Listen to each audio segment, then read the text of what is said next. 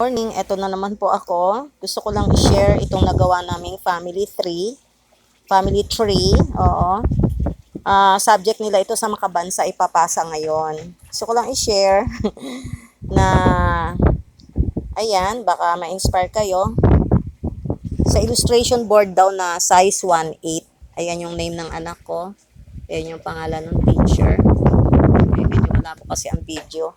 So, ayan. Wala lang. So, ginawa ko style frame. Kung ito, ibabalik pa ng teacher, lalagyan ko lang dyan ng pangsabit. Tapos, pwede na isabit sa wall namin. Diba? Hindi kasi ako nagtatapon ng mga project ng mga anak ko. Talagang tinitreasure ko. Para paglaki nila, pwede na pakita sa mga anak nila. Diba? Na, ayan yung mga naging project nila. So, ayan. May mga ibon. Ginawa lang namin colorful yung ibon. At nandiyan naman yung mga picture namin. Ayan. Yung mga pangalan. Ayan. Nakasubo sa ng ibon. Yung mga pangalan. So, wala lang. Shinare ko lang para ma-inspire.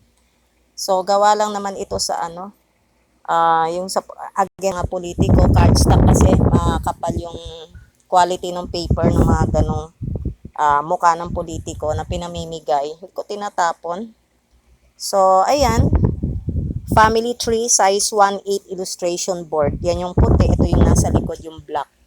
Okay. So, sana na-inspire ko kayo. Yun lang po. Thank you.